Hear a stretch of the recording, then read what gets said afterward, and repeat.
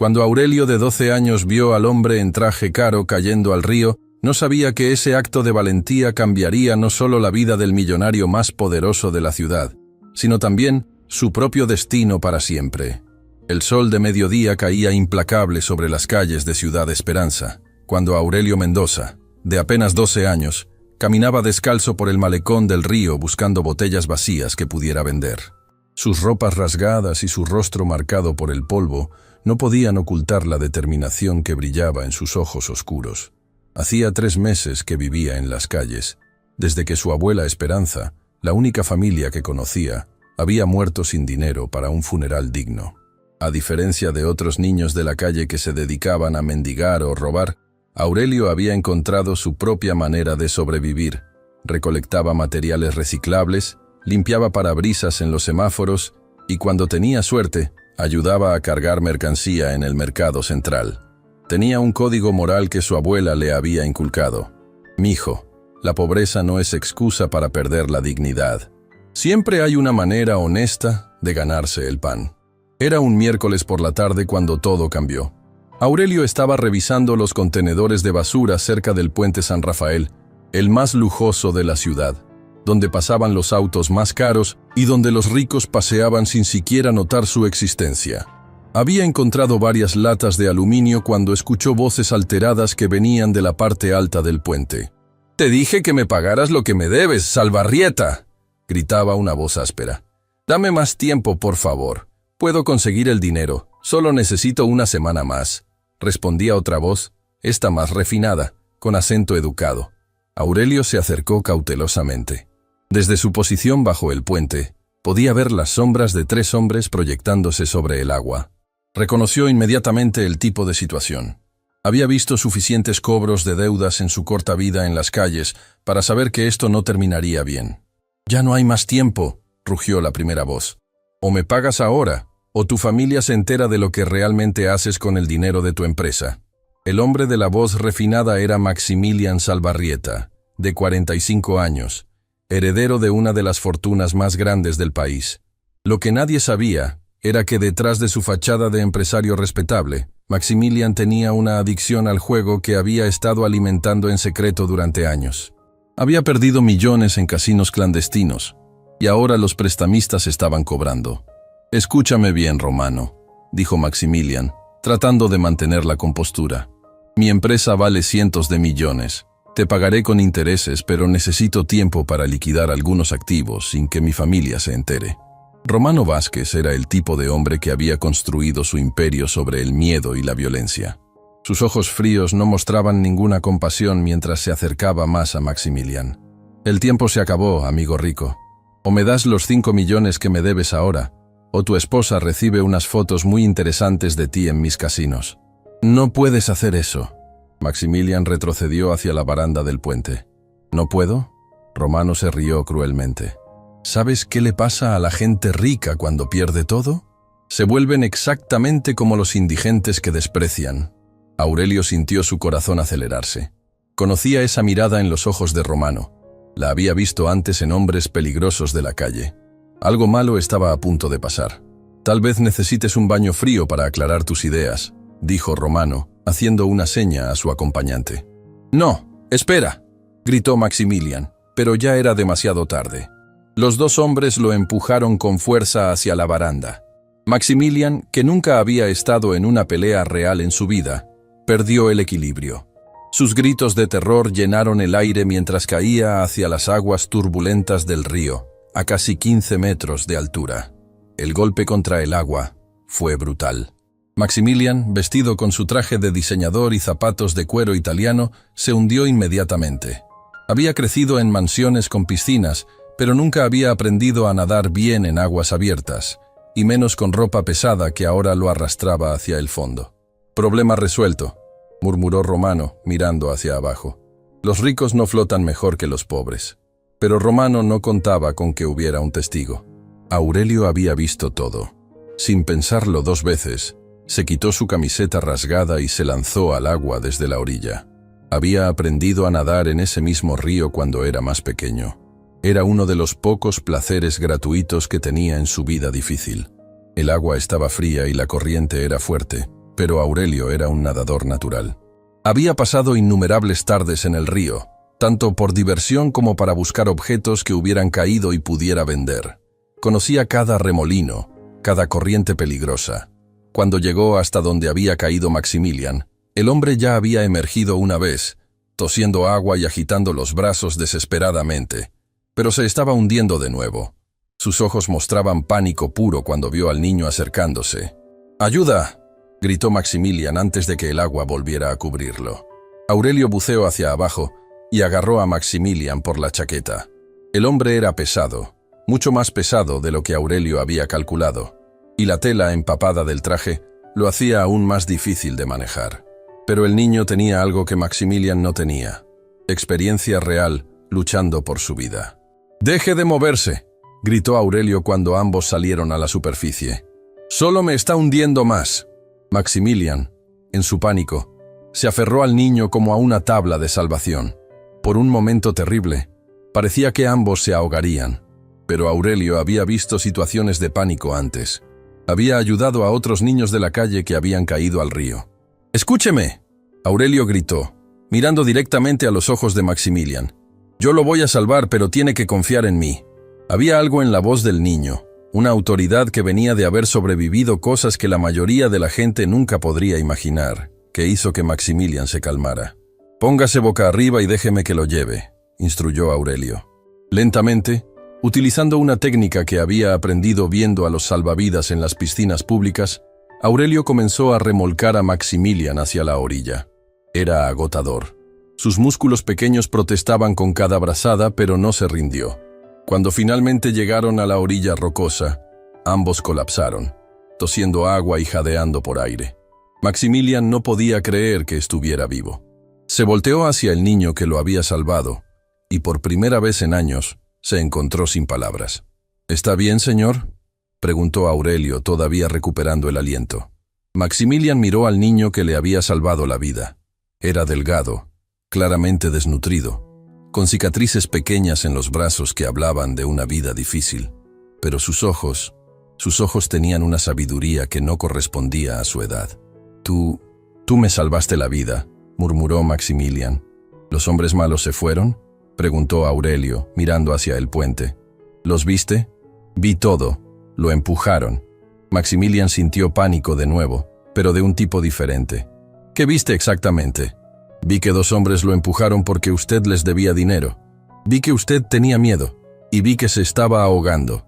La simplicidad y honestidad con la que el niño describió la situación hizo que Maximilian se diera cuenta de algo.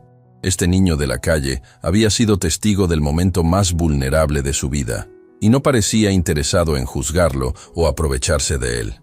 «¿Cómo te llamas?», preguntó Maximilian. «Aurelio Mendoza, señor». «Aurelio, necesito preguntarte algo muy importante. ¿Le dirías a alguien lo que viste aquí?». Aurelio lo miró con esos ojos sabios. «¿Usted es una persona buena, señor?». La pregunta tomó a Maximilian completamente desprevenido. Nadie le había preguntado algo así en años. Sus empleados le tenían miedo, sus socios querían su dinero, su familia lo respetaba por su posición.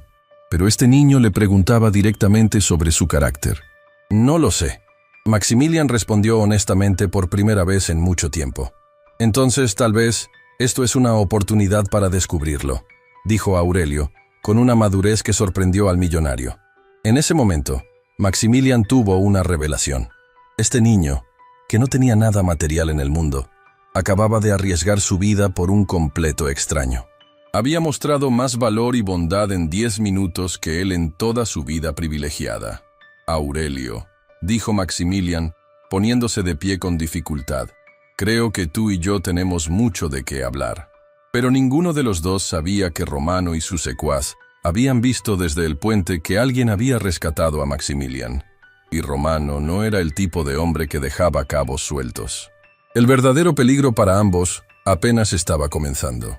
2 horas después del incidente en el río, Maximilian Salvarrieta se encontraba en su penthouse de lujo. Pero por primera vez en años, el esplendor de su hogar no le proporcionaba ningún consuelo. Se había cambiado de ropa y se había duchado, pero no podía quitarse de la mente la imagen del niño que había arriesgado su vida por salvarlo. Aurelio, por su parte, había regresado a su refugio habitual. Un edificio abandonado en el distrito industrial donde había construido un pequeño espacio entre escombros y cartones.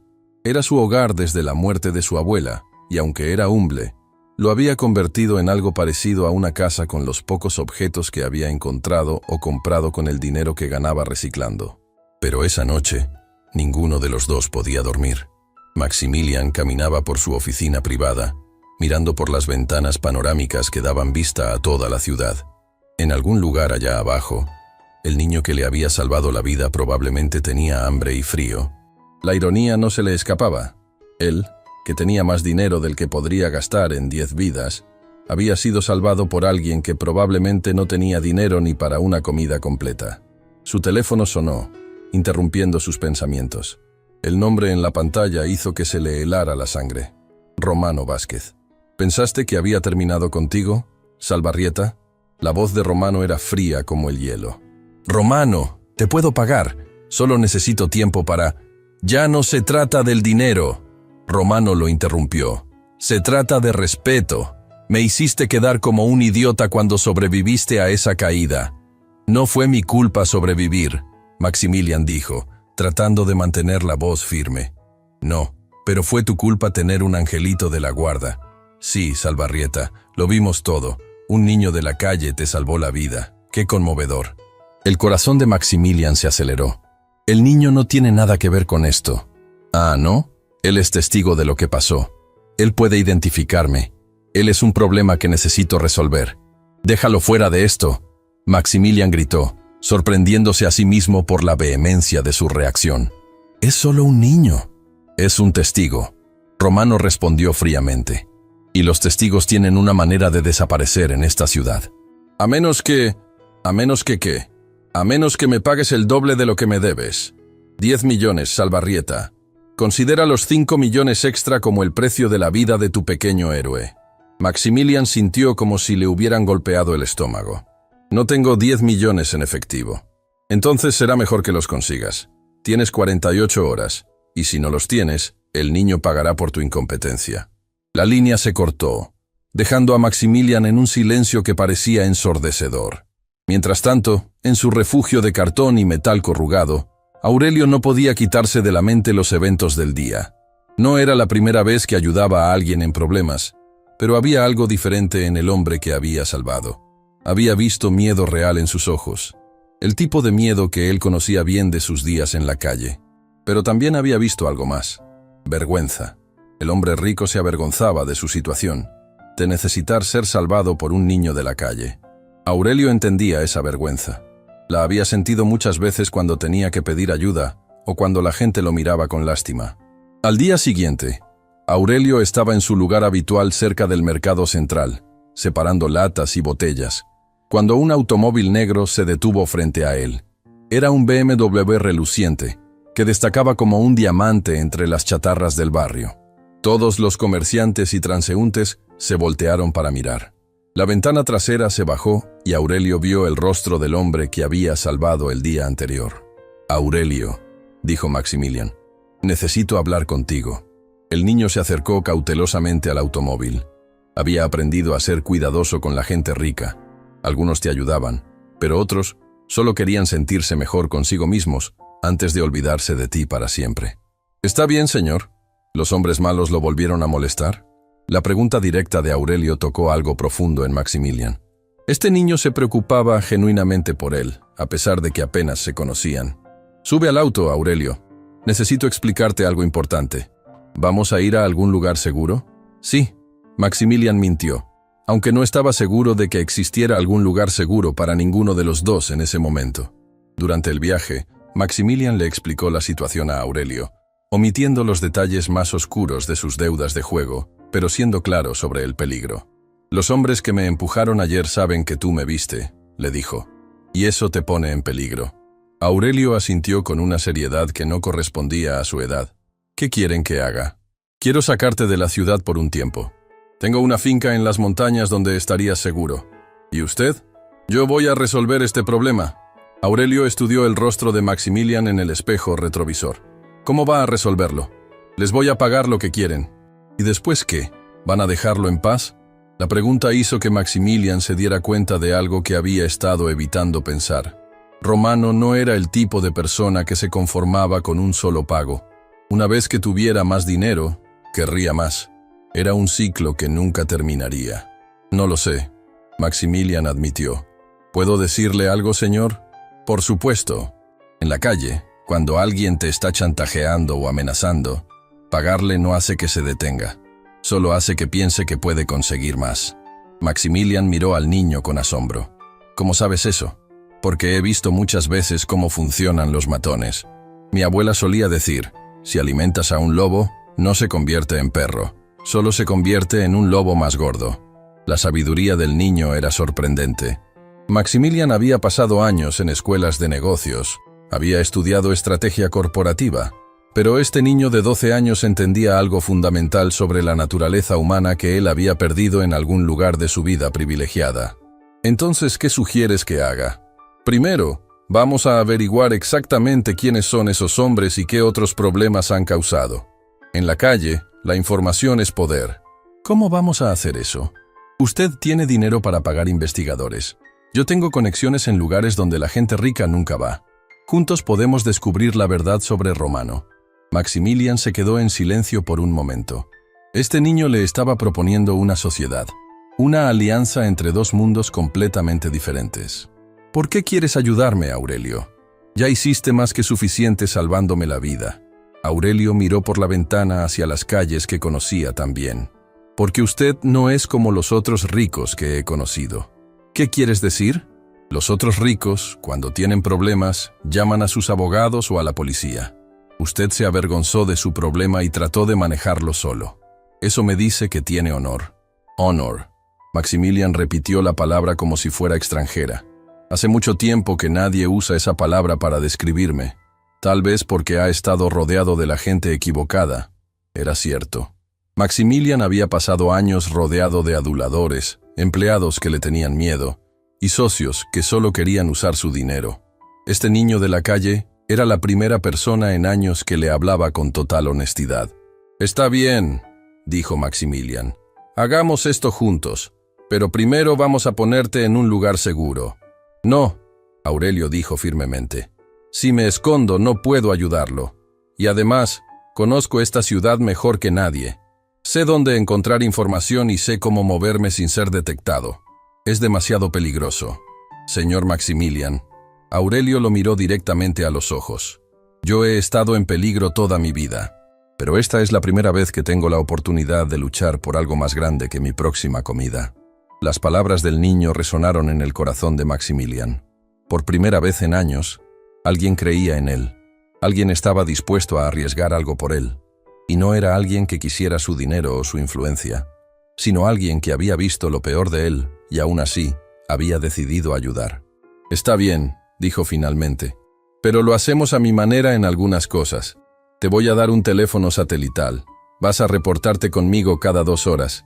Y si las cosas se ponen demasiado peligrosas, prometes que te vas a esconder». «Prometido». Aurelio sonrió por primera vez desde que había conocido a Maximilian. Lo que ninguno de los dos sabía era que Romano ya había puesto en marcha su plan. Sus hombres estaban vigilando todos los lugares habituales de Aurelio y tenían órdenes de tomar al niño en el momento en que apareciera solo. La cacería había comenzado, pero esta vez el lobo no se enfrentaba solo a un cordero asustado. Se enfrentaba a un millonario desesperado y a un niño de la calle que había aprendido a sobrevivir contra toda probabilidad. Y juntos, eran más peligrosos de lo que Romano podía imaginar. La investigación comenzó esa misma noche, pero de una manera que Maximilian jamás habría imaginado. Mientras él contactaba a investigadores privados de élite y hackers corporativos, Aurelio se dirigió al lugar donde sabía que encontraría la información más valiosa: las calles. «¿Estás seguro de que es seguro que vaya solo?», le preguntó Maximilian cuando Aurelio se preparaba para salir del hotel discreto donde habían decidido reunirse. «Es más seguro que vaya solo», Aurelio respondió, ajustándose la gorra que le había dado Maximilian. «Si me ven con usted, sabrán inmediatamente que estamos trabajando juntos. Pero si ven a un niño de la calle haciendo preguntas, pensarán que solo estoy buscando chismes». Aurelio tenía razón. Durante sus años en las calles, Había aprendido que los niños como él eran prácticamente invisibles para la mayoría de la gente. Los adultos hablaban frente a ellos como si no existieran, revelando secretos que nunca dirían frente a otros adultos.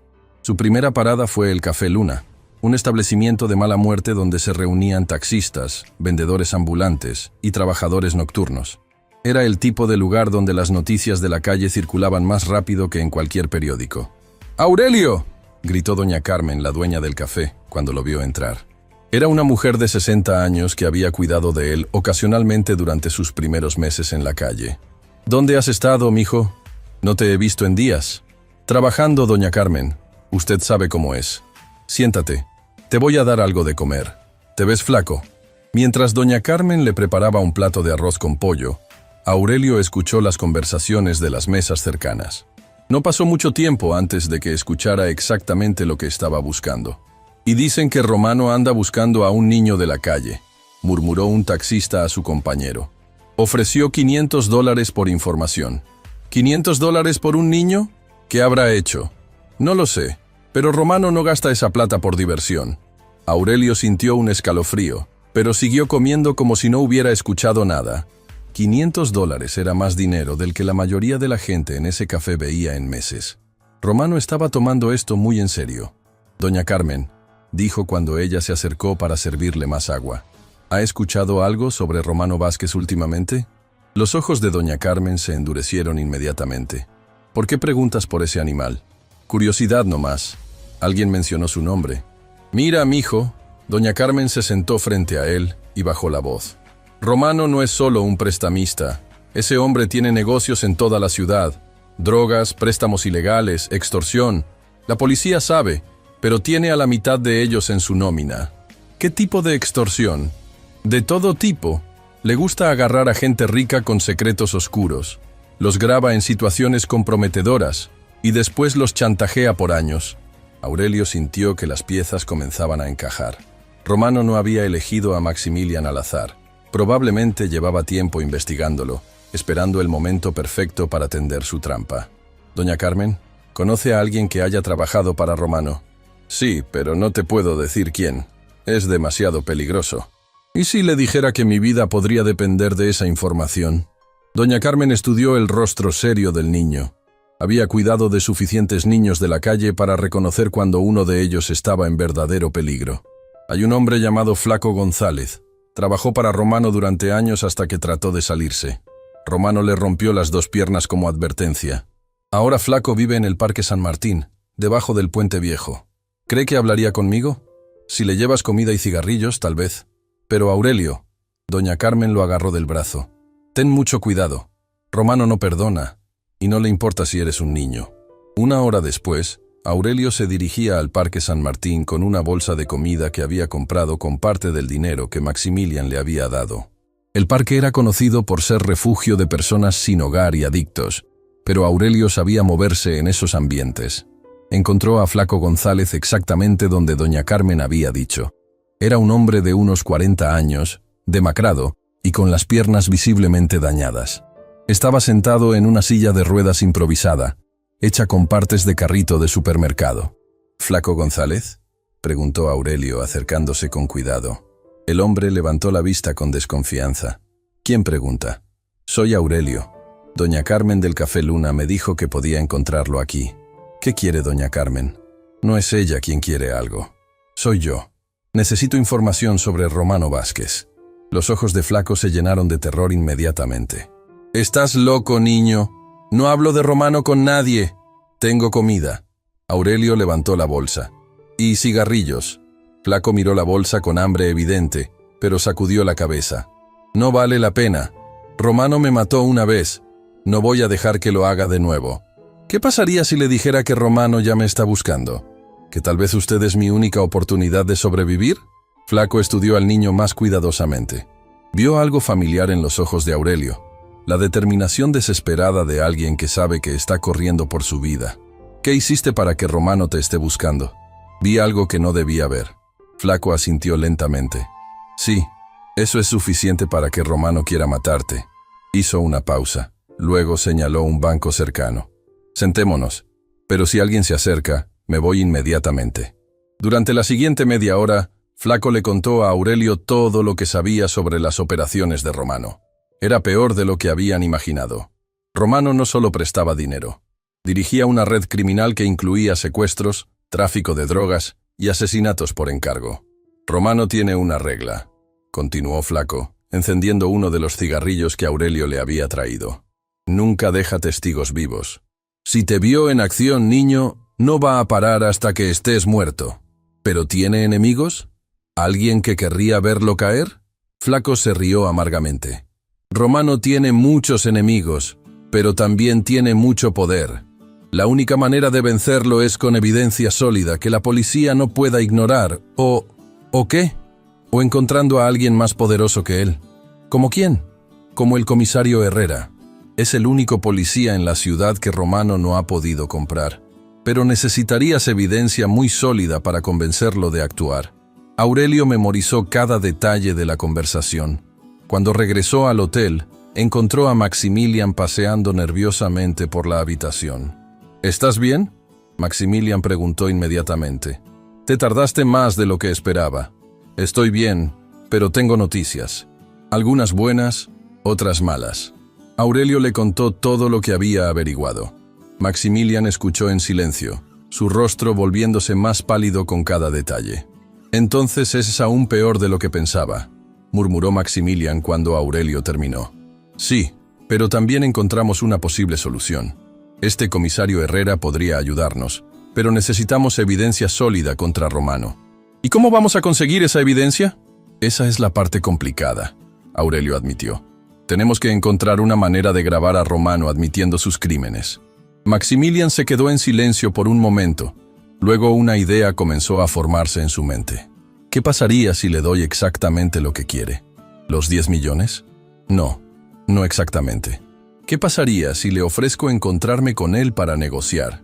Si voy a pagar esa cantidad de dinero, voy a querer garantías de que me va a dejar en paz después. Eso podría funcionar, Aurelio dijo lentamente, pero sería muy peligroso para usted. Más peligroso que vivir el resto de mi vida mirando por encima del hombro, esperando que Romano aparezca. En ese momento, el teléfono de Maximilian sonó. Era Romano. ¿Ya tienes mi dinero, Salvarrieta? Tengo una contrapropuesta. Maximilian dijo, haciendo una seña a Aurelio para que se acercara. Tengo los 10 millones, pero quiero garantías. ¿Garantías? ¿Quién te crees que eres para pedirme garantías? Alguien que está a punto de darte 10 millones de dólares. Si voy a pagar esa cantidad, quiero un acuerdo claro de que esto termina aquí.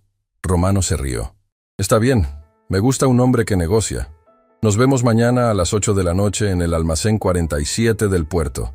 Vienes solo, traes el dinero y hablamos de términos. ¿Y el niño? ¿Qué niño? Ah, sí, tu pequeño Salvador. No te preocupes por él. Una vez que tengas el dinero, el niño deja de ser mi problema. Pero Maximilian pudo escuchar la mentira en la voz de Romano. No importaba cuánto dinero pagara, Romano nunca dejaría que Aurelio viviera. Después de colgar, Maximilian miró a Aurelio. Tenemos nuestra oportunidad. ¿Va a ir? Vamos a ir. Pero no de la manera que Romano espera. Durante las siguientes horas, planificaron cuidadosamente. Maximilian contactó a un especialista en equipos de vigilancia, quien le proporcionó pequeñas cámaras y micrófonos de alta tecnología. Aurelio, mientras tanto, estudió los planos del puerto que Maximilian había conseguido a través de sus contactos empresariales. El almacén 47 está aislado, observó Aurelio.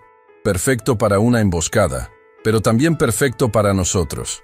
Si podemos posicionar las cámaras correctamente, podremos grabar todo sin que Romano se dé cuenta. Pero ¿cómo vamos a entrar sin ser vistos? Esa es mi especialidad. Aurelio sonrió. Conozco ese puerto como la palma de mi mano. Solía buscar metales reciclables ahí antes. Aurelio, quiero que sepas que si esto sale mal, no va a salir mal. Aurelio lo interrumpió. Pero si sale mal, por lo menos habremos luchado. La determinación en la voz del niño recordó a Maximilian por qué había decidido confiar en él desde el principio. Aurelio tenía algo que él había perdido en algún punto de su vida privilegiada. El coraje de luchar por lo correcto, sin importar las consecuencias. Hay algo más, dijo Maximilian. Sin importar lo que pase mañana, Quiero que sepas que voy a asegurarme de que tengas un futuro. He hablado con mis abogados sobre establecer un fondo para tu educación. ¿Por qué haría eso? Porque me salvaste la vida. Y porque me has enseñado algo que había olvidado. ¿Qué le he enseñado? Que el valor real de una persona no se mide por lo que tiene, sino por lo que está dispuesta a arriesgar por otros. Aurelio miró al hombre que había comenzado como un extraño en problemas, y que ahora se sentía como el hermano mayor que nunca había tenido. Señor Maximilian, si mañana sale mal, quiero que sepa algo. ¿Qué? Que salvarlo a usted me ha dado más propósito que cualquier otra cosa que haya hecho en mi vida. Por primera vez, siento que mi vida importa. Las palabras del niño tocaron algo profundo en el corazón de Maximilian. Se dio cuenta de que Aurelio había hecho mucho más que salvarle la vida. Le había dado una razón para ser una mejor persona. Tu vida siempre ha importado, Aurelio. Simplemente necesitabas a alguien que se diera cuenta. Mientras se preparaban para dormir, ninguno de los dos sabía que Romano había estado un paso adelante todo el tiempo. No solo sabía que Maximilian y Aurelio estaban trabajando juntos, sino que había preparado una trampa que haría que su reunión en el puerto fuera el último error de ambos.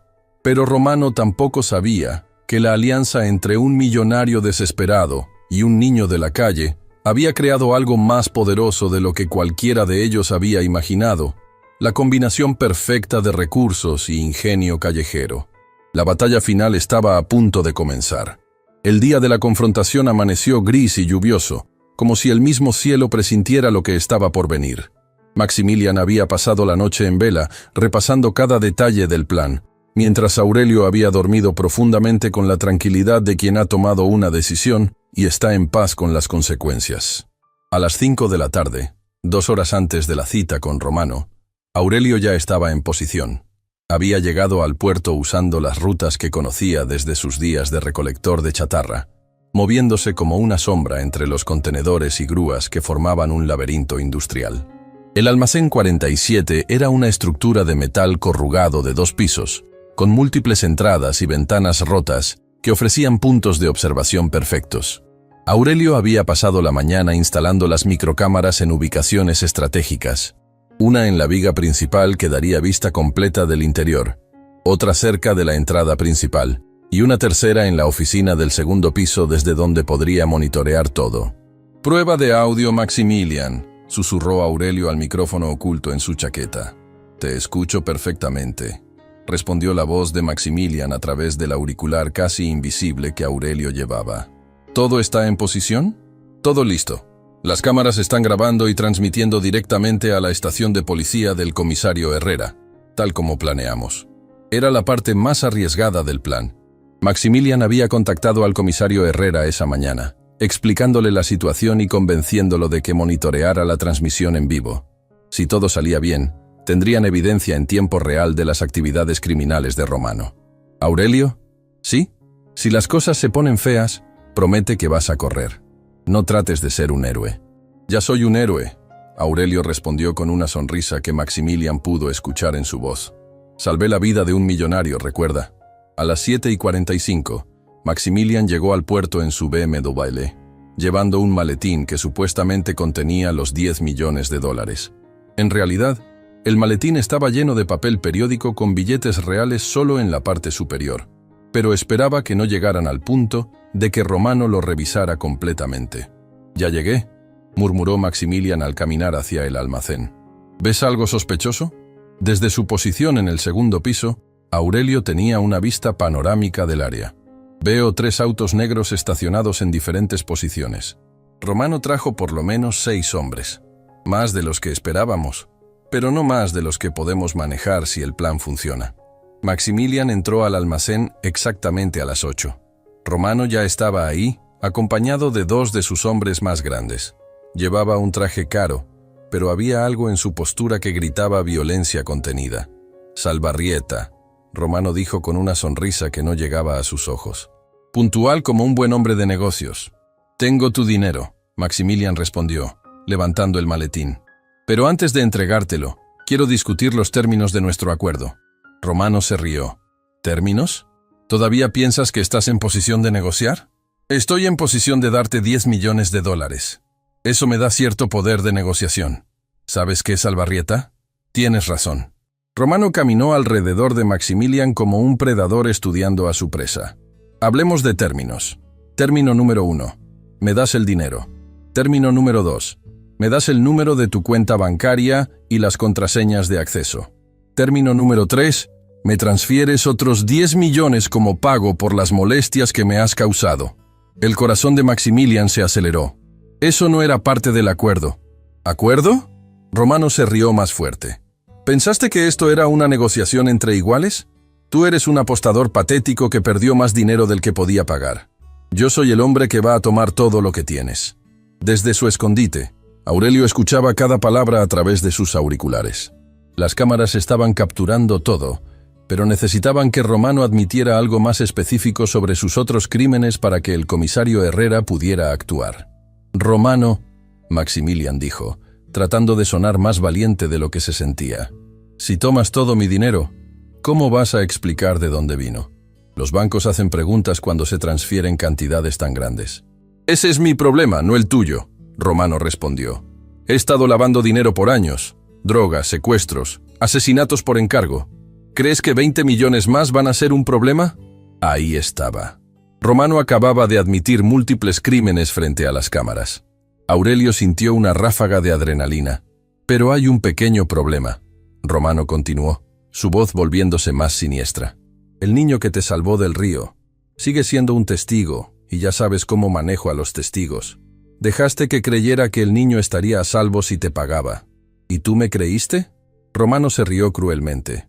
Salvarrieta, eres más ingenuo de lo que pensaba. El niño va a morir esta noche, después de que termine contigo. En ese momento, Aurelio vio movimiento en las sombras del almacén.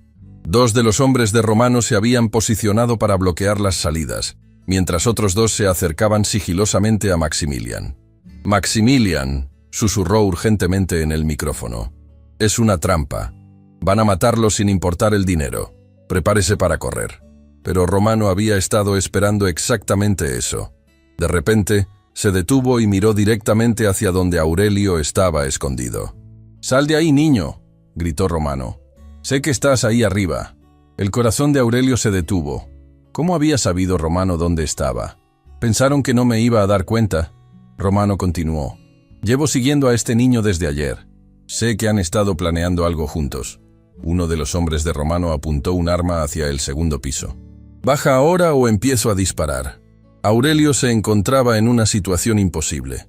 Si bajaba, Romano los mataría a ambos. Si no bajaba, podrían disparar a través del piso de metal corrugado. Pero entonces, recordó algo que había notado durante su reconocimiento.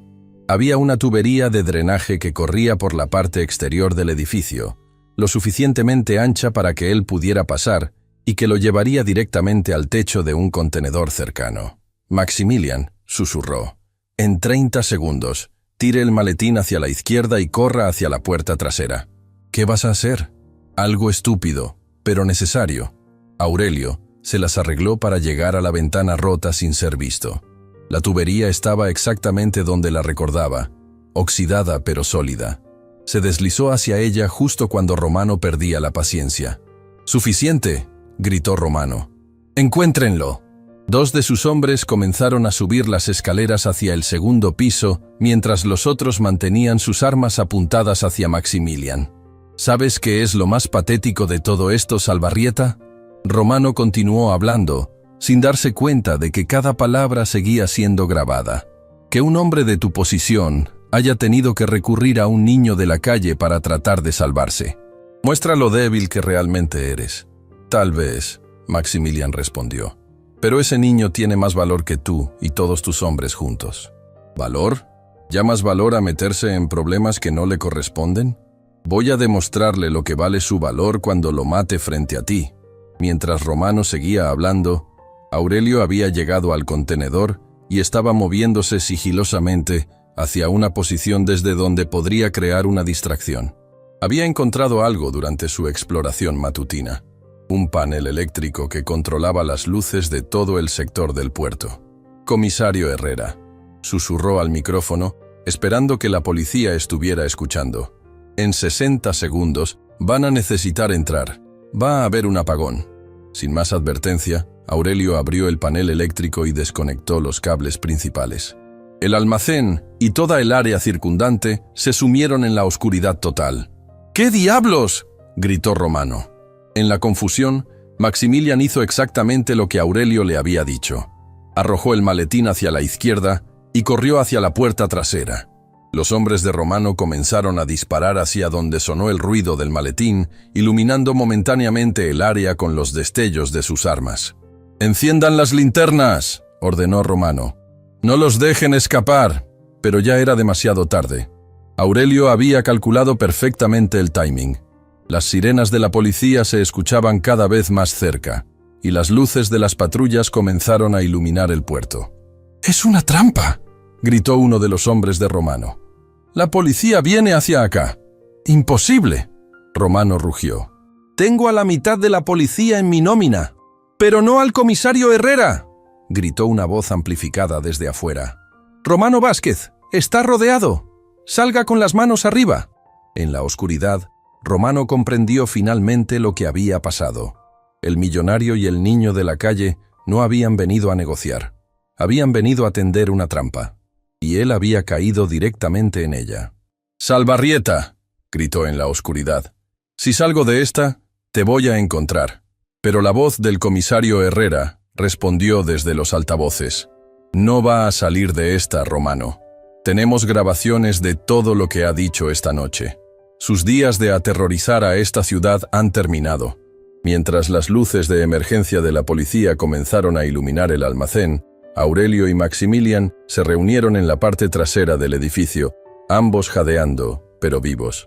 «¿Cómo sabías que iba a funcionar?», preguntó Maximilian. «No lo sabía», Aurelio admitió. «Pero mi abuela solía decir que a veces tienes que apostar todo por lo que crees que es correcto». Desde el interior del almacén podían escuchar los gritos de Romano mientras era arrestado junto con sus hombres. El reinado de terror del criminal más poderoso de la ciudad había terminado, derrotado por la alianza más improbable que nadie hubiera podido imaginar. Pero su historia juntos apenas estaba comenzando. 3 semanas después del arresto de Romano, Maximilian se encontró sentado en la oficina del comisario Herrera, esperando noticias sobre el caso. A su lado estaba Aurelio, quien había insistido en acompañarlo a pesar de que ya no había peligro. «Señor Salvarrieta», dijo el comisario Herrera entrando a la oficina con una sonrisa, «tengo noticias excelentes. Romano y toda su organización han sido procesados. Las grabaciones que ustedes proporcionaron fueron suficientes para asegurar condenas de por vida para él y sus principales lugartenientes». «¿Y los otros criminales mencionados en las grabaciones?», preguntó Aurelio. «Estamos usando la información para desmantelar toda la red. Es la operación anticriminal más grande en la historia de esta ciudad. Y todo gracias a la valentía de ustedes dos». Maximilian miró a Aurelio, quien se había convertido en mucho más que el niño que le había salvado la vida.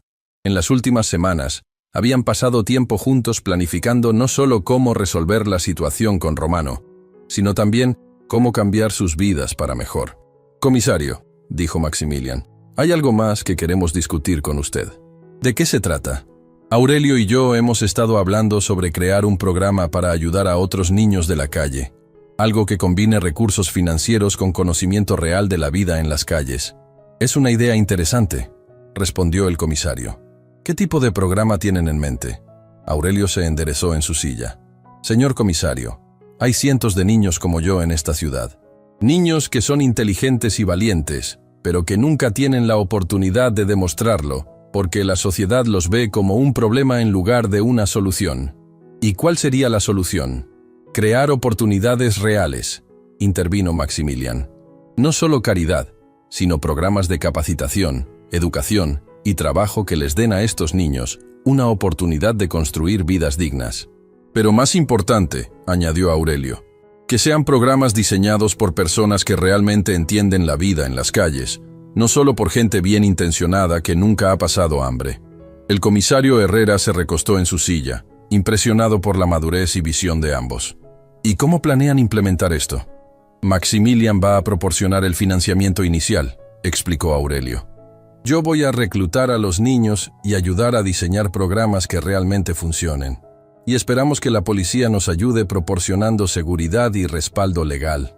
¿Qué los hace pensar que esto va a funcionar mejor que otros programas que ya existen? Maximilian y Aurelio intercambiaron una mirada. Era Maximilian quien respondió. Porque este programa no va a tratar a estos niños como víctimas que necesitan ser salvadas. Los va a tratar como recursos valiosos que pueden contribuir a mejorar la sociedad. ¿Pueden darme un ejemplo concreto? Por supuesto, dijo Aurelio. Los niños de la calle conocen la ciudad mejor que nadie. Saben dónde se esconden los criminales, dónde ocurre el tráfico de drogas, dónde están los lugares peligrosos. En lugar de ignorar ese conocimiento, podríamos entrenados como informantes y asistentes comunitarios. Al mismo tiempo, continuó Maximilian, les proporcionaríamos educación formal, capacitación en oficios y oportunidades de trabajo legítimo. No sería solo sacarlos de las calles, sino convertirlos en agentes de cambio positivo. El comisario Herrera se quedó en silencio por un momento, considerando la propuesta. ¿Y ustedes estarían dispuestos a dirigir este programa personalmente? Sí, respondieron ambos al mismo tiempo. Entonces tienen mi apoyo completo, dijo el comisario. De hecho, creo que esta podría ser exactamente la clase de innovación que nuestra ciudad necesita. Cuando salieron de la estación de policía, Aurelio y Maximilian caminaron en silencio por algunas cuadras, ambos procesando la magnitud de lo que acababan de comprometerse a hacer. ¿Estás seguro de esto, Aurelio?, preguntó finalmente Maximilian. Dirigir un programa como este va a ser un trabajo de tiempo completo. Significaría que tendrías que dejar tu vida actual por completo. ¿Mi vida actual? Aurelio se rió. ¿Te refieres a buscar comida en la basura y dormir en edificios abandonados? Sí, creo que puedo dejar esa vida atrás. Pero también significaría responsabilidad real. Otros niños van a depender de ti para orientación y liderazgo. Señor Maximilian, Aurelio se detuvo y lo miró seriamente. Usted me enseñó que mi vida puede tener propósito más allá de solo sobrevivir. Ahora quiero usar esa lección para ayudar a otros niños a descubrir su propio propósito. Maximilian sintió una oleada de orgullo. En las pocas semanas que habían trabajado juntos, había visto a Aurelio transformarse de un niño que luchaba por sobrevivir en un joven líder con una visión clara de cómo podía impactar positivamente el mundo. Hay algo más que necesitamos discutir, dijo Maximilian. Para que puedas dirigir este programa efectivamente, vas a necesitar educación formal. He estado investigando y hay una escuela preparatoria acelerada que te permitiría obtener tu diploma en 2 años en lugar de 4. ¿Una escuela real? ¿Con aulas y maestros y todo eso? Una escuela real. Y después, si quieres, universidad. Aurelio se quedó callado por un momento, abrumado por las posibilidades que se estaban abriendo frente a él. ¿Puedo preguntarle algo personal, señor Maximilian? Por supuesto. ¿Por qué está haciendo todo esto por mí? Ya me pagó por salvarle la vida ayudándome con Romano. No me debe nada más. Maximilian se detuvo en medio de la acera y miró al niño que había cambiado su vida por completo. Aurelio, ese día en el río, tú no solo me salvaste de ahogarme, me salvaste de una vida vacía y sin propósito. No entiendo. Antes de conocerte tenía mucho dinero, pero ninguna razón real para levantarme cada mañana. Trabajaba solo para ganar más dinero, gastaba dinero solo porque podía, y vivía solo para mí mismo. Era rico, pero mi vida no tenía significado. Y Maximilian hizo una pausa, eligiendo cuidadosamente sus palabras. Pero trabajar contigo, verte arriesgar tu vida no solo por salvarme a mí, sino por hacer lo correcto, me enseñó algo que había olvidado, que la verdadera riqueza viene de usar lo que tienes para hacer la vida mejor para otros. Entonces, ¿esto no es caridad? No es caridad en absoluto. Es una sociedad. Yo tengo recursos financieros y conexiones. Tú tienes inteligencia, experiencia real y la habilidad de conectar con personas que yo nunca podría alcanzar. Juntos podemos lograr algo que ninguno de nosotros podría hacer solo. Esa noche, Aurelio se encontró en una situación que nunca había imaginado, durmiendo en una cama real, en un apartamento real, que Maximilian había alquilado para él mientras se preparaba para comenzar la escuela. Era un apartamento pequeño pero cómodo, en un barrio seguro pero no ostentoso. Mientras miraba por la ventana hacia las luces de la ciudad, Aurelio pensó en todos los otros niños que en ese momento estaban durmiendo en la calle como él había hecho apenas un mes antes. Pronto, Si todo salía según el plan, algunos de esos niños también tendrían la oportunidad de cambiar sus vidas. Su teléfono sonó. Era un mensaje de texto de Maximilian. ¿Todo bien en tu nuevo hogar? Aurelio respondió: todo perfecto. ¿Está seguro de que no se va a arrepentir de haberse metido con un niño de la calle? La respuesta llegó inmediatamente: jamás. Tú eres la mejor inversión que he hecho en mi vida. Mientras Aurelio se preparaba para dormir, no podía dejar de sonreír.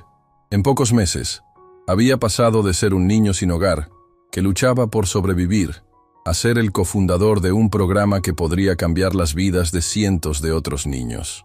Pero lo más increíble de todo era que había encontrado algo que nunca pensó que tendría: una familia elegida, una persona que creía en él y que estaba dispuesta a invertir en su futuro sin esperar nada a cambio, excepto que usara esas oportunidades para ayudar a otros. Al día siguiente comenzaría oficialmente su nueva vida. Iría a la escuela por primera vez en años, trabajaría con Maximilian para desarrollar los detalles del programa y comenzaría el proceso de convertirse en el tipo de líder que otros niños de la calle necesitaban. Era emocionante y aterrador al mismo tiempo. Pero una cosa era segura: sin importar cuán grande se volviera el programa o cuánto éxito tuvieran, nunca olvidaría el momento en que decidió saltar al río para salvar a un extraño. Porque ese acto de valentía no solo había salvado la vida de Maximilian, había sido el primer paso hacia una vida que valía la pena vivir para ambos. Un año después de la creación del programa Nuevos Horizontes, Aurelio Mendoza, ahora de 13 años, se despertaba cada mañana con una sensación que había sido extraña para él durante toda su vida: la certeza de que su día tendría propósito. El centro de operaciones había crecido exponencialmente, ocupando ahora 3 edificios interconectados en el corazón de la ciudad, donde antiguos almacenes habían sido transformados en un complejo integral que incluía aulas, talleres de capacitación técnica, dormitorios, una clínica médica, laboratorios de computación y hasta un pequeño estudio de grabación donde los niños creaban podcasts contando sus historias de transformación. Pero el crecimiento no había sido solo en infraestructura. El programa ahora albergaba a 150 niños y jóvenes de entre 8 y 18 años, cada uno con una historia única de supervivencia que se había convertido en una historia de esperanza. Las paredes del centro estaban decoradas con fotografías que documentaban el antes y después de cada participante. Rostros demacrados que se habían transformado en sonrisas radiantes, ojos vacíos que ahora brillaban con determinación y sueños. Era un martes memorable cuando representantes de 7 países latinoamericanos, delegados de organizaciones internacionales de desarrollo, periodistas de cadenas globales de noticias y funcionarios del Banco Mundial habían llegado para evaluar el programa como modelo de replicación continental. La presión era inmensa, pero Aurelio había aprendido a canalizar la presión de la misma manera que había aprendido a sobrevivir en las calles, convirtiéndola en combustible para el éxito. ¿Cómo te sientes?, preguntó Maximilian mientras ajustaba su corbata y revisaba por última vez los materiales de presentación. En el año transcurrido, había observado a Aurelio evolucionar de un niño traumatizado pero resiliente a un joven líder cuya presencia comandaba respeto inmediato en cualquier habitación. «Siento como si mi abuela Esperanza estuviera aquí conmigo», respondió Aurelio, arreglándose la camisa formal que ahora le quedaba perfecta, ya no la ropa prestada de meses anteriores. Ella solía decir que cuando haces algo con amor verdadero por otros, nunca estás solo en el escenario. Los últimos 12 meses habían sido un torbellino de crecimiento tanto personal como profesional para Aurelio. No solo había completado su primer año completo de educación formal con calificaciones que lo colocaban en el percentil superior, sino que había demostrado una capacidad natural para el liderazgo que había sorprendido incluso a Maximilian. Había desarrollado e implementado programas innovadores que estaban generando resultados que desafiaban todas las expectativas. El programa Nuevos Horizontes había evolucionado hasta incluir 5 componentes revolucionarios que trabajaban de manera sinérgica. Primero, educación acelerada personalizada, que permitía a los niños avanzar a su propio ritmo, mientras llenaban las lagunas en su educación básica. Segundo, capacitación técnica especializada en áreas de alta demanda como tecnología, servicios de salud comunitaria y gestión de pequeños negocios.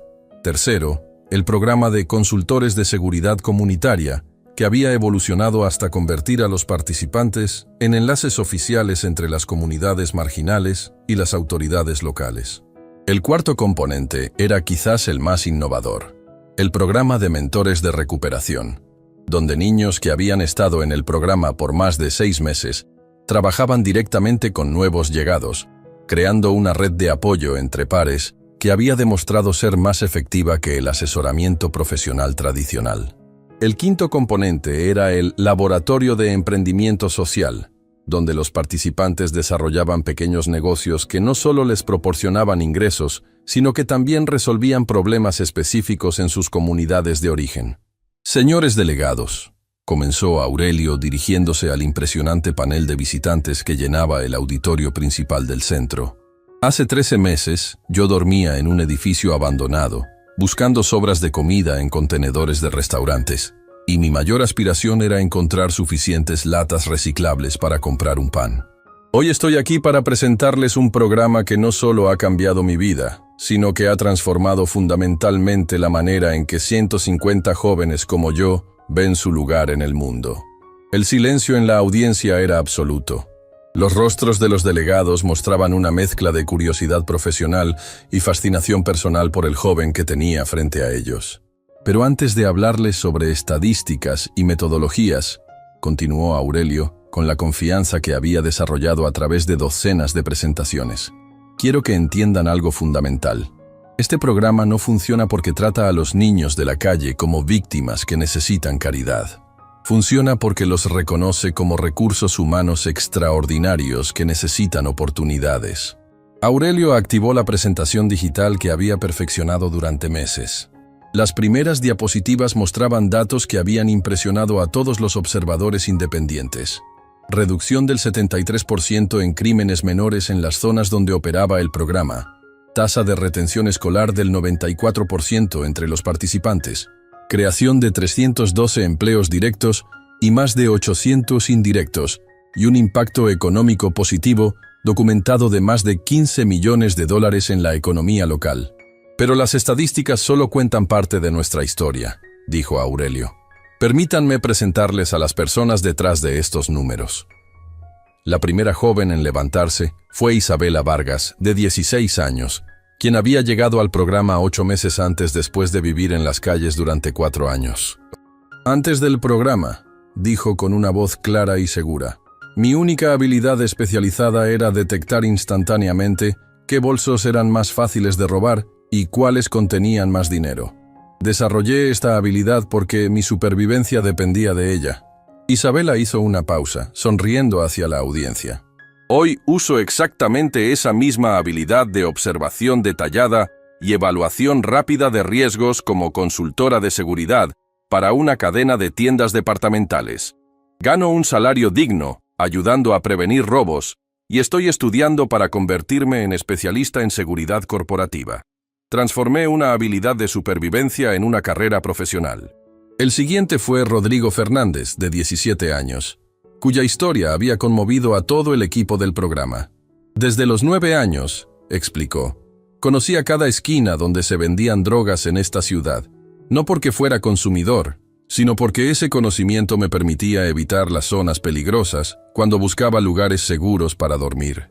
Hoy, continuó Rodrigo con orgullo evidente, trabajo con la unidad de narcóticos de la policía local, proporcionando inteligencia que ha llevado al desmantelamiento de 23 puntos de venta de drogas y al arresto de más de 60 traficantes.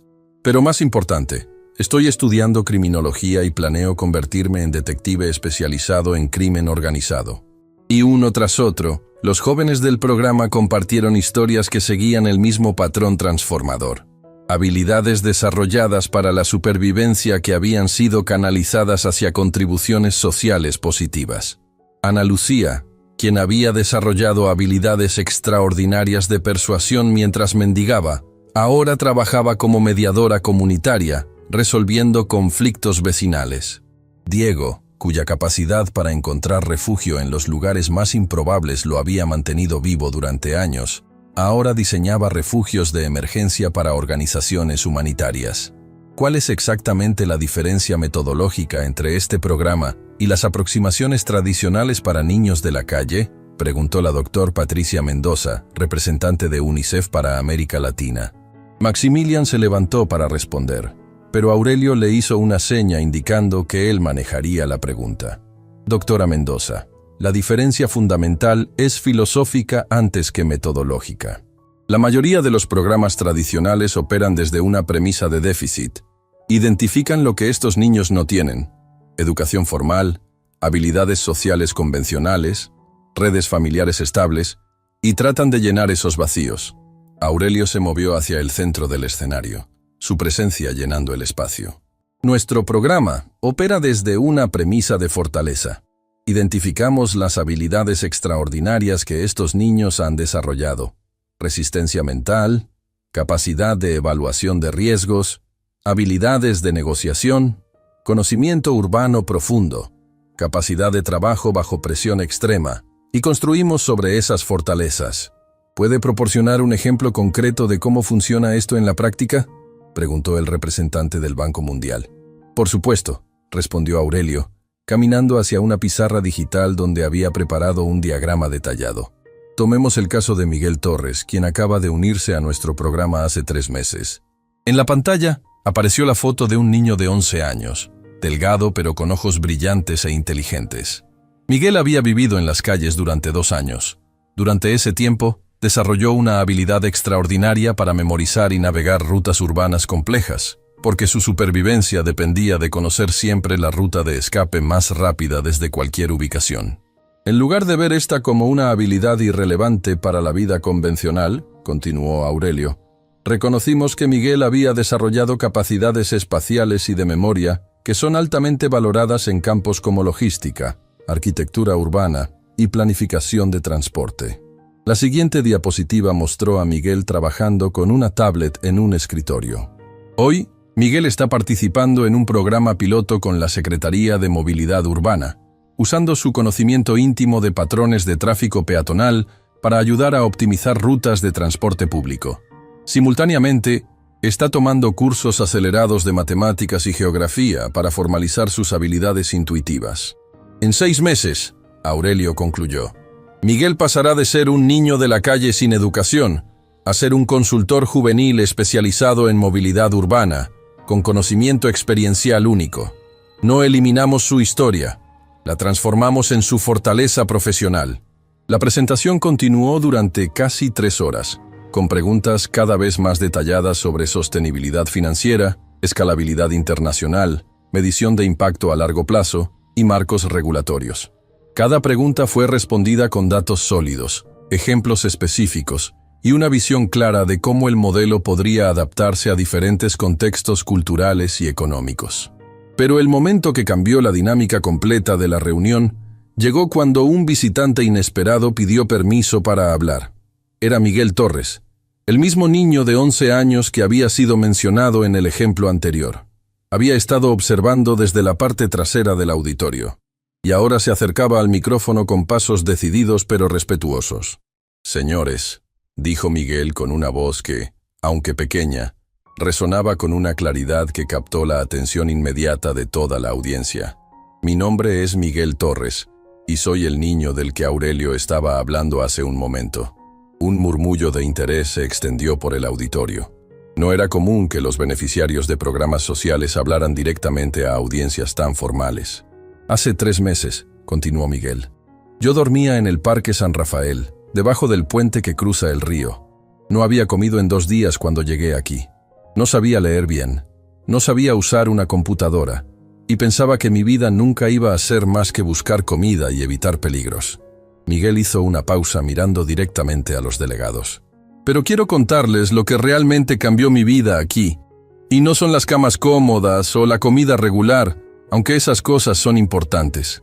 Lo que cambió mi vida», dijo con una seriedad que sorprendió a todos por su madurez, «fue la primera vez que un adulto me dijo, Miguel, cuéntame qué sabes sobre esta ciudad que yo no sé.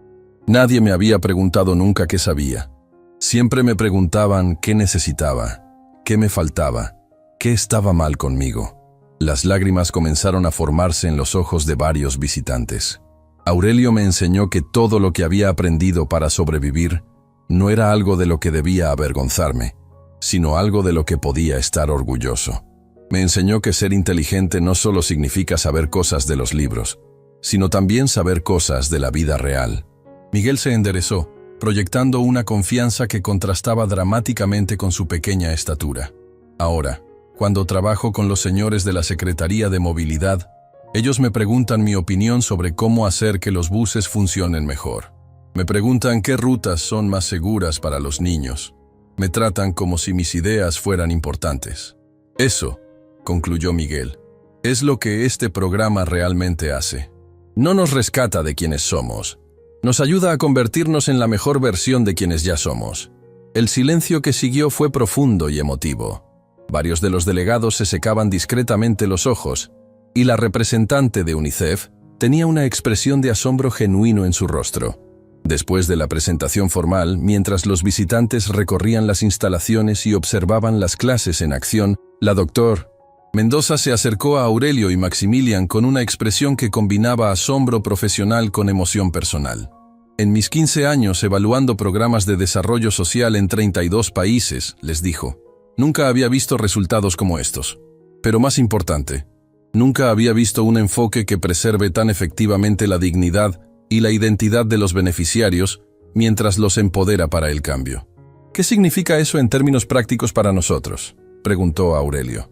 Significa, respondió la doctora Mendoza con una sonrisa, que UNICEF, en asociación con el Banco Mundial y la Organización de Estados Americanos, quiere financiar la expansión de este modelo a 25 ciudades en 12 países latinoamericanos durante los próximos 3 años. Maximilian sintió como si le hubieran quitado el aire de los pulmones. ¿Está hablando de cuánto financiamiento exactamente? Estamos hablando de un compromiso inicial de $150 millones para la primera fase, respondió el representante del Banco Mundial, quien se había unido a la conversación, con proyecciones de escalamiento que podrían alcanzar los 500 millones durante el periodo completo de implementación. Aurelio miró a Maximilian, ambos abrumados por la magnitud de lo que se les estaba ofreciendo.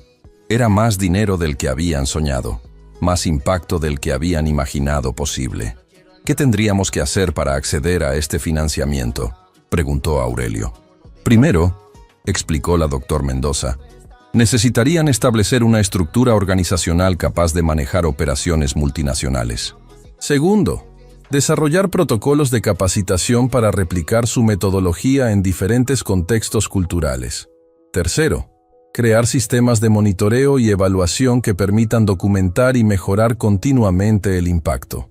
¿Y cuarto?, preguntó Maximilian, intuyendo que había más requisitos. Cuarto, dijo la representante con una sonrisa. Necesitarían comprometerse a dedicar los próximos 5 años de sus vidas a este proyecto. No sería algo que pudieran hacer a tiempo parcial mientras persiguen otros intereses. Aurelio no dudó ni un segundo. ¿Qué podríamos estar haciendo que fuera más importante que esto? Aurelio. Maximilian le puso una mano en el hombro. Esto significaría viajar constantemente, trabajar con gobiernos que pueden ser burocráticos y complicados, manejar presupuestos enormes, liderar equipos de cientos de personas. Señor Maximilian, Aurelio lo interrumpió con una sonrisa que irradiaba determinación absoluta. Hace 13 meses yo era un niño de la calle que había perdido toda esperanza en el futuro. Si pude transformar mi vida tan completamente, estoy seguro de que puedo aprender a manejar presupuestos internacionales y liderar equipos multinacionales. Esa noche, después de que todos los visitantes se habían ido y los jóvenes del programa estaban en sus dormitorios, Aurelio y Maximilian se quedaron en la oficina que ahora compartían, que había evolucionado de un espacio simple a un centro de comando equipado con tecnología de comunicaciones avanzada que les permitía conectarse con consultores y colaboradores en todo el continente. ¿Realmente comprendes la magnitud de lo que acabamos de aceptar?, preguntó Maximilian, mirando hacia la ventana donde las luces de la ciudad se extendían hasta el horizonte. Acabamos de comprometernos a cambiar las vidas de potencialmente 50.000 niños en toda América Latina, respondió Aurelio.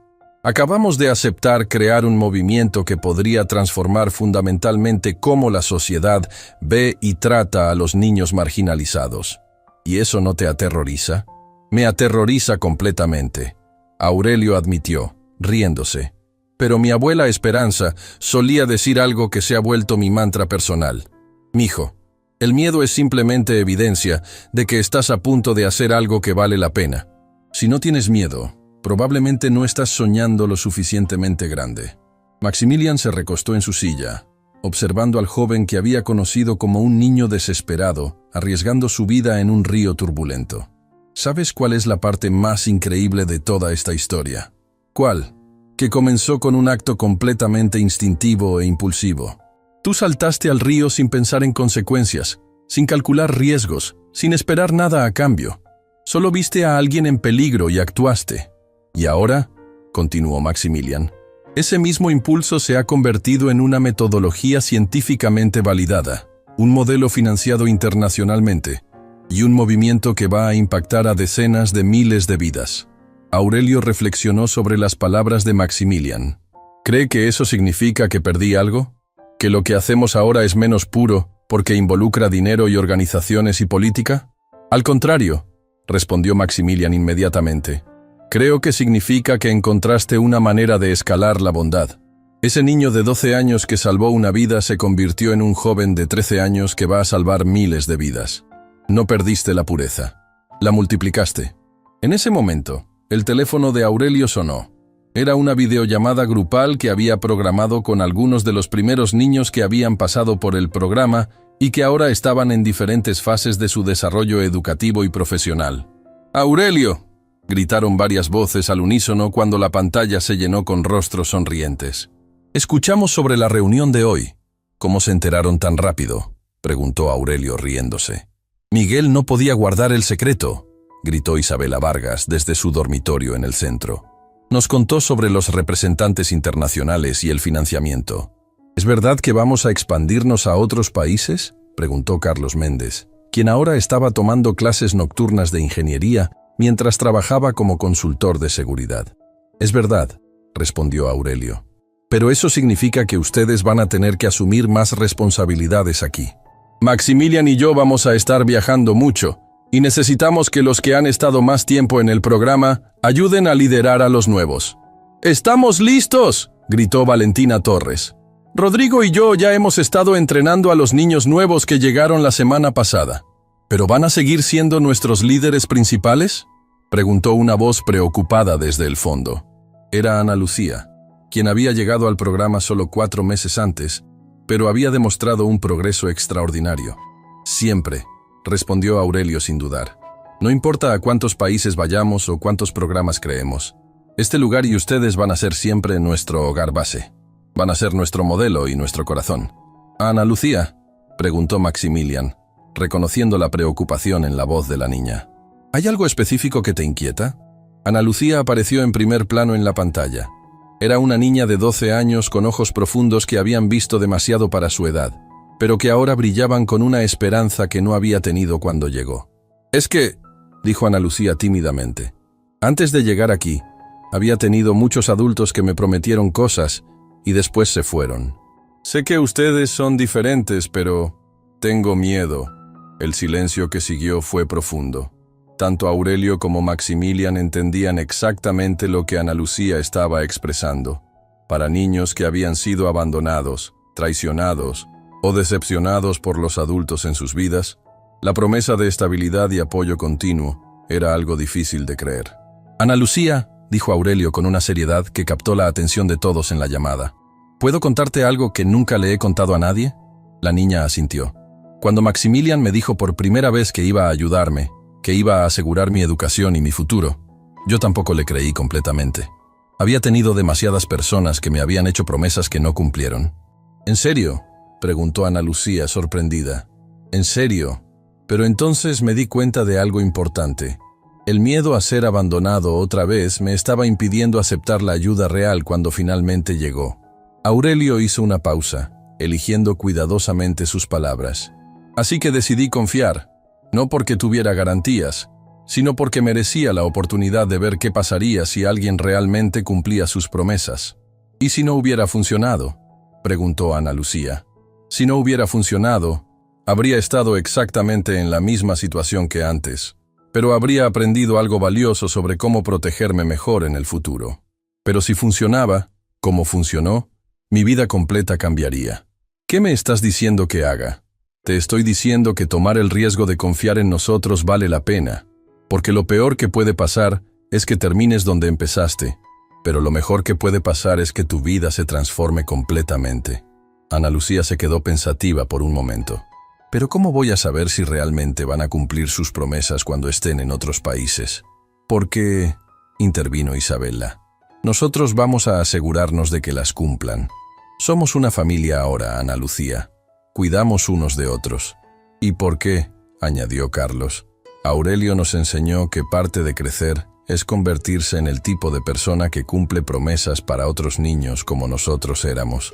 Exactamente, dijo Aurelio. Ana Lucía, en 2 años, cuando tengas 14, vas a estar ayudando a niños de 10 y 11 años que van a tener exactamente el mismo miedo que tienes ahora. Y vas a poder prometerles, basándote en tu propia experiencia, que vale la pena tomar el riesgo de confiar. Las palabras de Aurelio resonaron no solo con Ana Lucía, sino con todos los niños en la llamada. Era un recordatorio de que el programa no solo se trataba de recibir ayuda, sino de convertirse en el tipo de persona que proporciona ayuda a otros. ¿Aurelio?, preguntó Miguel, quien había estado escuchando en silencio. ¿Puedo preguntarte algo sobre los otros países? Por supuesto. ¿Van a ser niños como nosotros?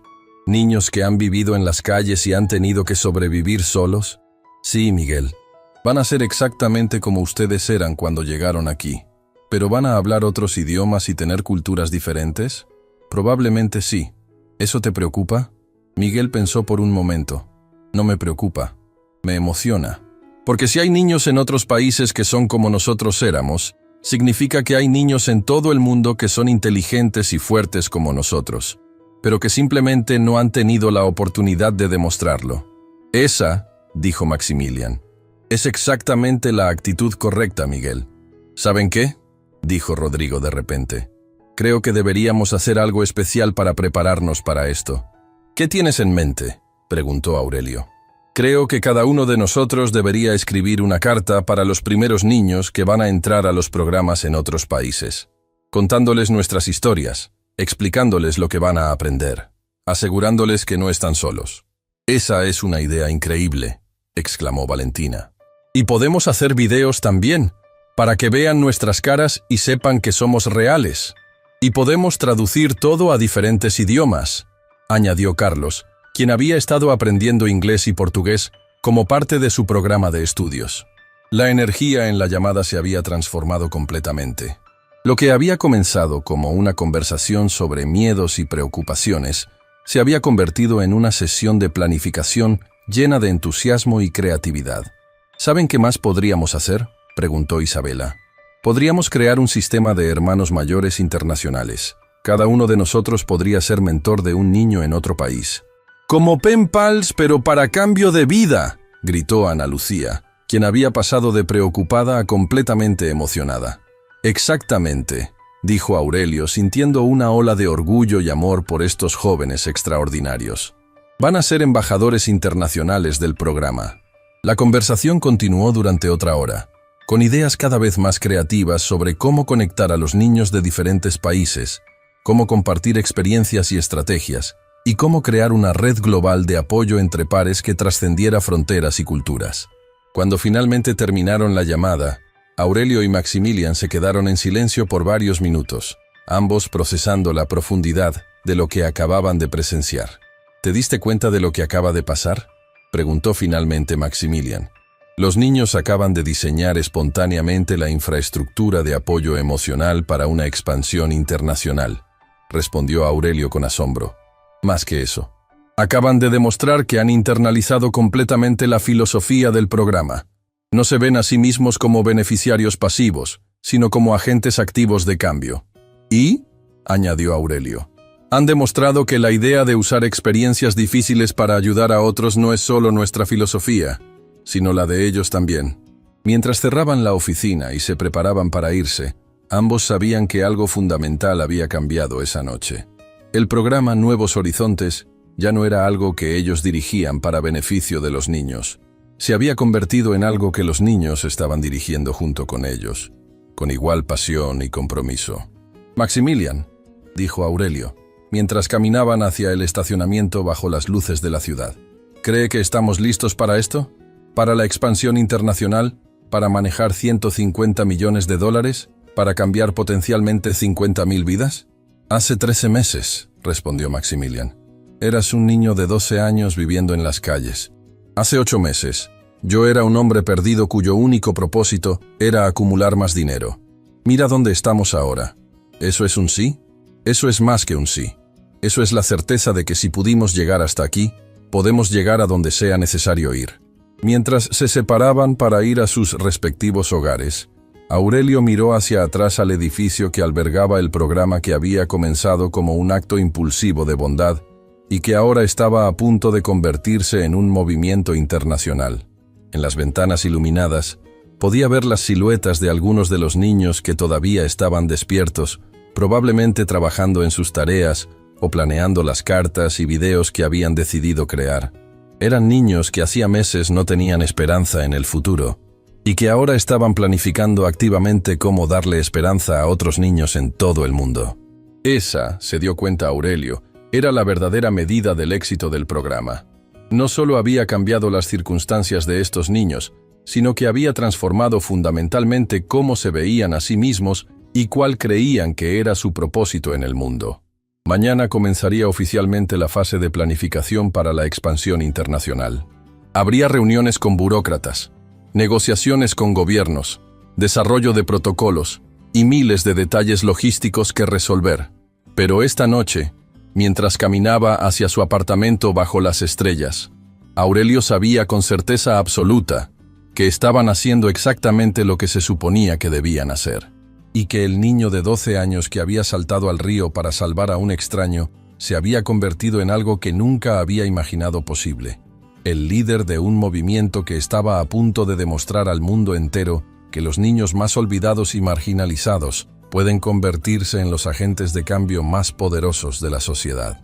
3 años después de aquel día que cambió todo para siempre, Aurelio Mendoza, ahora de 16 años, se encontraba parado en el escenario principal del Teatro Nacional, frente a una audiencia de más de 3.000 personas que incluía presidentes, ministros, líderes empresariales y representantes de organizaciones internacionales de 47 países. Era la ceremonia de clausura del primer Congreso Mundial de Transformación Social Juvenil, un evento que había nacido del éxito extraordinario del programa Nuevos Horizontes. Honorables invitados. Comenzó Aurelio con la confianza serena de alguien que había aprendido a convertir su dolor en propósito. Hace exactamente 3 años y 2 meses, yo era un niño de 12 años que vivía en las calles de esta ciudad, buscando comida en contenedores de basura y durmiendo en edificios abandonados. Un silencio profundo llenó el teatro. En las primeras filas, Maximilian Salvarrieta, ahora reconocido mundialmente como pionero en innovación social, observaba con lágrimas de orgullo en los ojos al joven que había salvado su vida y que ahora estaba inspirando al mundo entero. «Hoy», continuó Aurelio, «estoy aquí para anunciar que el programa Nuevos Horizontes ha transformado oficialmente las vidas de 47.328 niños y jóvenes en 89 ciudades de 23 países en 3 continentes». La ovación que siguió fue ensordecedora. Pero Aurelio levantó su mano indicando que tenía más que decir. Pero las estadísticas, por impresionantes que sean, no cuentan la historia real. La historia real está sentada aquí con ustedes esta noche. En ese momento, las luces del teatro se encendieron gradualmente, revelando algo extraordinario. Dispersos entre la audiencia de dignatarios y líderes mundiales, estaban cientos de jóvenes entre 14 y 22 años, todos graduados del programa Nuevos Horizontes de diferentes países. «Isabela Vargas», dijo Aurelio, y una joven de 19 años se levantó desde su asiento entre el público. Quien hace 3 años era una niña de la calle que robaba para sobrevivir, acaba de graduarse como ingeniera de sistemas de la Universidad Nacional y ha desarrollado una aplicación que ha ayudado a localizar 312 niños desaparecidos en América Latina. Isabela saludó con dignidad mientras el público aplaudía. «Carlos Méndez», continuó Aurelio, y un joven de 21 años se puso de pie. quien conocía todas las esquinas donde se vendían drogas porque había sido vendedor él mismo. Ahora es detective especializado en narcóticos y ha desmantelado 15 redes de tráfico en 5 países. Rodrigo Fernández, y otro joven se levantó, quien sobrevivió en las calles memorizando rutas de escape. Ahora es consultor internacional en planificación urbana y ha rediseñado sistemas de transporte público en 12 ciudades. Uno por uno, Aurelio presentó a docenas de jóvenes cuyas historias seguían el mismo patrón transformador. Habilidades desarrolladas para la supervivencia que habían sido canalizadas hacia contribuciones extraordinarias a la sociedad. Pero la historia más importante, dijo Aurelio, su voz volviéndose más suave pero más poderosa, es la de Miguel Torres. Un joven de 14 años se levantó desde la primera fila. Era el mismo Miguel que 3 años antes había llegado al programa como un niño de 11 años desnutrido y sin esperanza. Miguel, dijo Aurelio con una sonrisa que iluminó todo el teatro. ¿Quieres contarles a estos señores lo que haces ahora? Miguel se acercó al micrófono con la confianza de alguien que había aprendido que su voz importaba. Señores presidentes y ministros, dijo con una claridad que impresionó a todos. Yo dirijo el Centro de Orientación para Nuevos Participantes en nuestro programa. Mi trabajo es ayudar a otros niños que llegan exactamente como yo llegué, asustados, desconfiados, sin creer que su vida puede cambiar. ¿Y qué les dices cuando llegan así?, preguntó Aurelio. Les digo exactamente lo que Aurelio me dijo a mí. Tu vida ha sido difícil, pero no va a ser desperdiciada.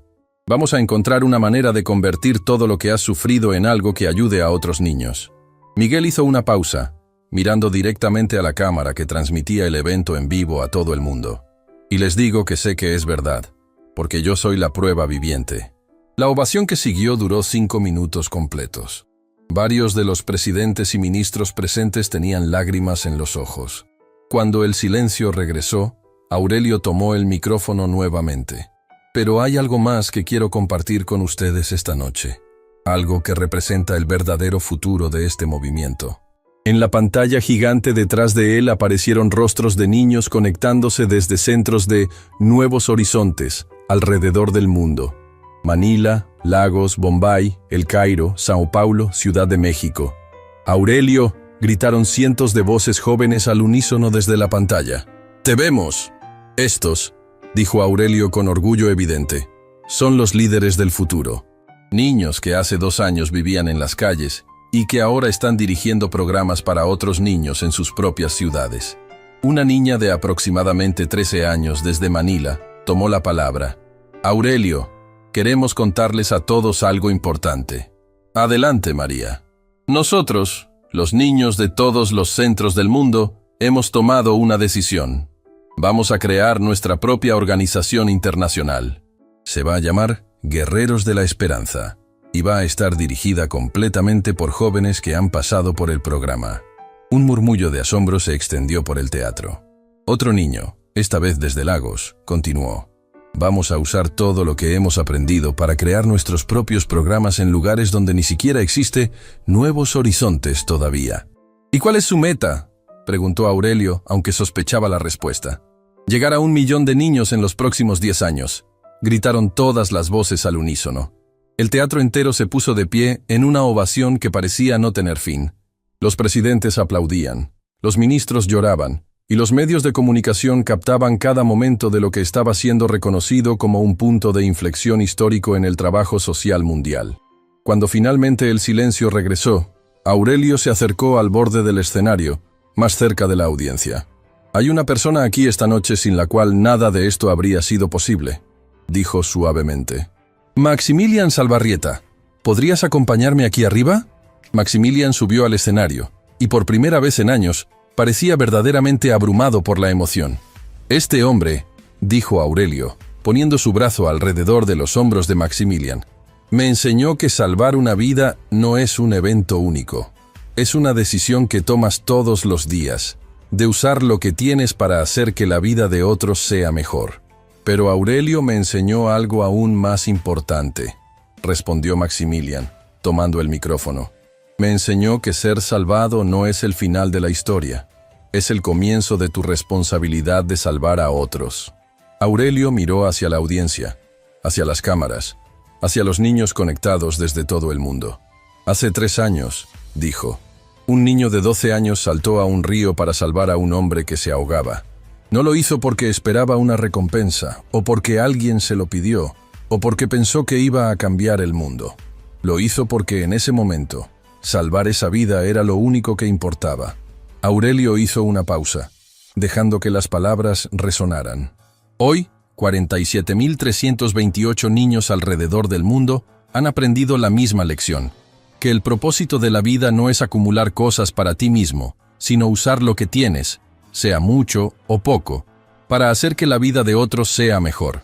Y ahora, continuó, su voz llenándose de emoción, esos 47.328 niños están saltando a sus propios ríos, salvando sus propias vidas, creando sus propios programas, transformando sus propias comunidades. La cámara capturó rostros en la audiencia. Había presidentes llorando, ministros tomando notas furiosamente, y empresarios ya planeando cómo contribuir al movimiento. El círculo ya no es solo nuestro, dijo Aurelio, mirando directamente a la cámara. Es de cada niño que ha decidido que su vida difícil no será desperdiciada. Es de cada joven que ha elegido convertir su dolor en propósito. Es de cada persona que ha entendido que salvar una vida es solo el comienzo. Y este círculo, concluyó Aurelio con una sonrisa que irradiaba esperanza pura, nunca se va a detener de crecer. La ovación final duró 15 minutos, pero más importante que los aplausos fueron las acciones que siguieron.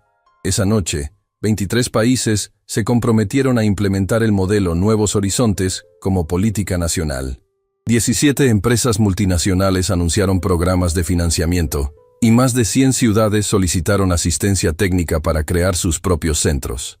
Pero para Aurelio, el momento más importante llegó después, cuando estaba solo con Maximilian en el camerino.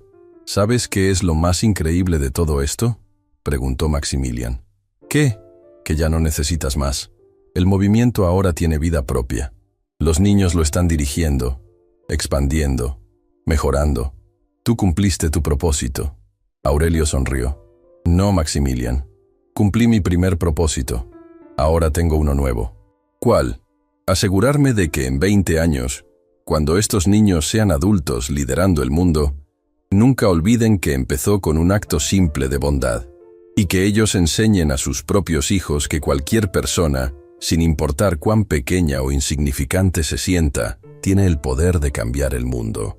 Esa noche, mientras regresaban a casa, Aurelio miró hacia el cielo estrellado y susurró: «Gracias, abuela Esperanza.